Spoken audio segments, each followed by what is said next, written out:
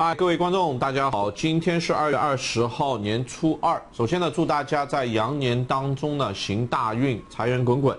那么今天呢，我们专门为大家准备了在每周华尔街呢准备了2期的新春特别节目，就是我们集合了最近我们独家采访的一些美股专家，看他们对今年2015年的全年的走势的一个分析，同时呢也对就是大家的一些交易技巧进行了一个讨论希望大家喜欢。首先呢，我们来看一下美股专家 Charles Bittman 的录像采访。Charles Bittman 彭博、CNBC 等媒体的熟面孔，以其独特的投资哲学成为华尔街的传奇之一。他是哈佛商学院 MBA 的高材生，25岁进入巴伦周刊工作期间就成功预言过房地产投资泡沫的破裂。而 Charles 积累的经验和财富，让他成功在44岁时创办了 TrimTabs， 一家专门研究美股市场资金流量的投资研究机构。除此之外 ，Charles 成功建立了自己的 ETF， 交易代码为 TTFS， 该 ETF 的表现更是好于罗素3000指数。而在本次 Money Show 的活动当中，我们也对这位投资大师进行了采访，看他会带来怎样的独特言论。Well, Mr. Bittman, thank you so much for joining us. Can you please introduce us the ETF you're managing and what's the investing philosophy behind it? Okay, TrimTab's Flow Shrink ETF, we started in October of 2011. It invests in the 100 companies that are reducing the number of shares outstanding the most, but only using a portion of free cash flow, and they're not increasing the debt to equity ratio, meaning they're not borrowing money to buy back shares. So based on the quantitative method that TrimTabs uses, what do you think about the short-term trend of U.S. market? Well, the short-term trend of the U.S. stock market is the same as it's been since 2011, and that is the number of shares in the stock market as a whole keeps going down. And so if the number of shares keeps going down and there's more money coming into the market to buy shares, so if there's more money chasing fewer shares, stock prices keep going up, which is what we've been saying for several years now. You think how much can the market rally? How much? I can't tell. I can tell you the direction. Where it ends up, I've never been very good at the end point. We know the energy sector has been struggling because of decline of oil price. Is the capital flowing into or out of the energy ETFs? Well, money has been flowing out of energy commodity ETFs and energy equity stocks. So that is actually encouraging, because for many months, up until 2 weeks ago, we saw a lot of money going into energy ETFs, even though the price of oil kept coming down. So the fact that people were chasing a declining price meant to me that the price was still going to get lower. But now that investors have stopped buying and started selling, I turned a little more positive on energy. I think that we maybe have, I don't know if it's a long-term bottom, but I think we have a short-term bottom in the price of energy. So what do you think about the Asian market? How do you expect the Chinese economy is going to perform in 2015? Well, I think China has, to me, a major problem is all the money that's in office buildings that nobody's renting, shopping centers that nobody's buying anything in, and houses that nobody's living in. So the banks have a huge amount of debt securing these properties, and I just don't know how it can end well, unless maybe several million more people will decide they want to buy homes or move in, or I don't know, but those empty, it's very scary to me. I just don't see how it ends well. So I would think that until China, and the other, in my opinion, I think that the Chinese government needs to let the people make their own economic decisions, in my opinion, and that, deciding how whatever financial flows, where the money should go, where the money shouldn't go. Do you think China's economy is going through a bubble? Well, I think that there's a lot of bad assets that haven't been recognized that I don't know what's going to happen when those bad assets get recognized. I mean, it could be volatile. I just don't know. I'm not, I've been to China only once or twice, and I'm far from being able to say I have any idea what's going to happen.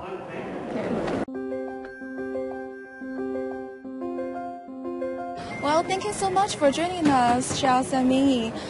We know the U.S. weekly wage report, which released last Friday, turns out very impressive. So do you still think the Fed will not increase the interest rate this year? I don't think the Fed will increase interest rates this year because the job market looks good with those kind of numbers that they reported, but it's really minimum wage jobs. There are a lot of people who went off extended unemployment benefits at the end of 2013, so they're being forced to take any kind of low-paying job. So while we're seeing the number of jobs increase, they're not making more money than they were making when they were on unemployment. So I don't think the Fed can raise because the economy is just not that strong, really. So based on the method you use, supply and demand, do you think 2015 will continue to be bullish on the stock market? Well, as long as the number of shares keeps declining as it has been, and as long as there are a lot of new cash takeovers of public companies, which reduces the share count, yes, I think the market will continue to go up. Well, your ETF, FFTS, I think it doubled since it launched. So do you think the supply and demand picture will continue to be the same this year? Would you like to take this one, Lee? Yeah, I think the supply and demand will continue to be favorable to the U.S. stock market. And we've seen a lot of demand from the corporate. You know, if you look at the corporate buybacks, you know, we have a huge increase in the buyback number in the past 12 months, and I see the trend continue. Well, so can investors short TTFS? Yes, they can short TTFS. It's an exchange-traded fund. So, do you recommend it? You know, I don't have an opinion on that. If they want to short, yeah, I wouldn't short it myself. But you know, if the investor want to short it structurally, they can do that because it's an ETF, so it trades like a stock, so you can short along the position without any problem. Okay, well, thank you. I don't know if you heard about this story. It's about the Vermont janitor, and he made about $8 million just through investing in the stock market. So do you think for individual investors, is it better for them to be stock pickers or just invest in ETF or mutual funds? Well, I don't know the story, but my bet is that that individual spent a lot of time learning about the companies he was buying. So if you really want to do the hours and really get to know the companies that you're investing in, you could outperform. If you don't want to spend the thousands of hours that it takes to become a professional investor, you should invest in ETFs, and that I would recommend investing in ETFs that are growing free cash flow and use float shrink as a. Well, thank you. Thank you so much for joining us, Charles and me. Thank you. Thank you.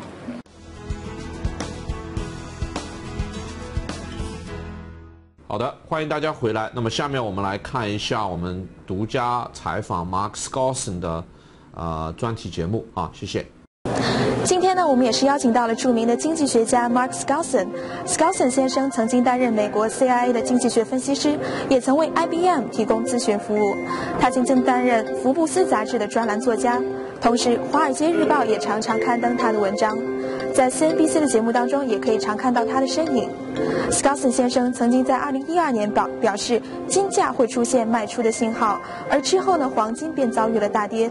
下面呢，我们就将会关于金价、油价、美联储加息的热点问题采访 Skousen 先生。Okay, so would you like to say hi to our audience? I certainly would. I'd love to say hello to the Chinese. I've been a big fan of the Chinese entrepreneur and the greater Chinese family, and I've been a believer in Confucius, and my favorite Chinese philosopher, Lin Yutang, who wrote the book The Importance of Living. You ever heard of Lin Yutang? I believe I heard. Yeah, he's a 20th century Chinese philosopher. His home is in Taiwan because he was anti-communist, but so Mao didn't like him, but he was a very good philosopher. Lin Yutang. discuss and thank you so much for joining us. From an economist's point of view, can you give our audience some suggestions of investing? Well, the key is, I'll give you a quote from the Maxims of Wall Street, which is the new book that I've written, which I think Chinese are famous for sayings, like Confucius sayings and so forth. And there's an interesting saying that says, the more you save, the better you are as an investor. And the reason is you have more money to invest, and so you're more focused on how to make money. And so I think if you save a lot, and the best advice I can give to learn how to be a better investor is to just start investing, because then you will focus on what works and what doesn't work. Do you think investors should focus more on sectors or industries rather than specific companies? Well, I think it's both. I think you have to know a little bit about individual companies, and then you need to know about industry sectors, like the oil market. The regular stock market's been rising. The oil market is plunged. And so that's an important factor, because in my newsletter, Forecasts and Strategies, we had several oil stocks where we sold out and took our profits. If we had stayed in it, we would have lost 50% in those stocks, and that's way too much to lose. So I think it's important to look at the sectors as well as individual stocks. A lot of the companies are good companies. It's just that they went down too far. I'm very glad you brought up oil. So do you think the oil price has hit a bottom? I think so. It's really hard to predict the bottom in a market. Some have predicted as low as $30 a barrel. I don't think it'll go that low. I think it's close to a bottom, because you still have low interest rates.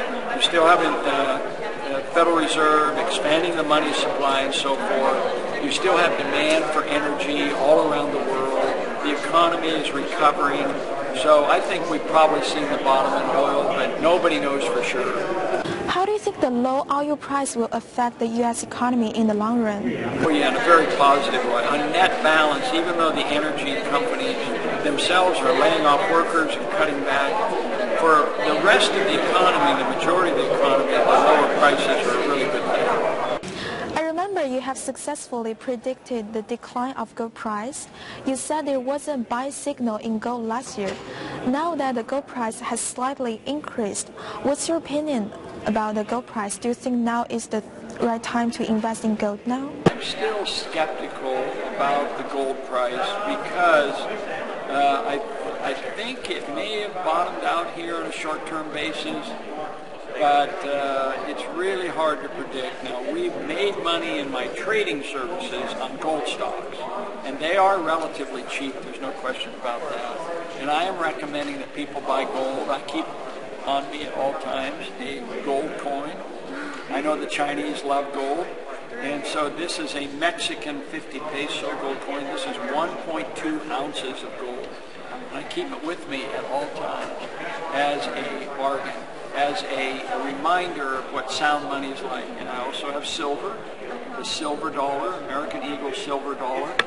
And so I think these are wonderful investments over the long term, even though they don't pay any interest. So, but on a short-term basis, I'm still not willing to give a buy signal on gold yet. I'm still skeptical.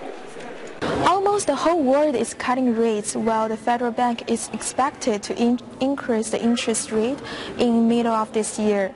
So what's your opinion towards the quantitative easing, and how will the different monetary policy affect the equity market? Well, I think quantitative easing was unnecessary. I think if they just increased the money supply at a steady rate, which is what Milton Friedman advocated, the monetarist rule, that's all that was necessary. I don't think we needed to prop up the mortgage market more than it was. So I'm not a big fan of the Federal Reserve's easy money and low zero interest rate policies. On the other hand, I don't think they're going to raise rates in June. They might, but we need to see more inflation on the consumer price index, because that's what bond traders look at. And the CPI, with energy prices declining, the CPI actually declined last month. by 0.6%. So higher rates require more inflation, more price inflation, and I haven't seen it so far. So for that reason, I think the Fed will be reluctant to raise rates. And like you said, they're cutting rates in Europe, they're cutting rates in Japan. So I think it's going to be a good year for the stock market as long as they don't raise rates. That's the key. Okay, last question. How do you expect China's economy is going to perform in 2015? Well, I think that the Chinese economy is starting to decline in the growth rate. That's pretty evident, the trend line. And no country can sustain 8 to 9 to 10% growth rates. So I'm seeing a lower growth rate in China.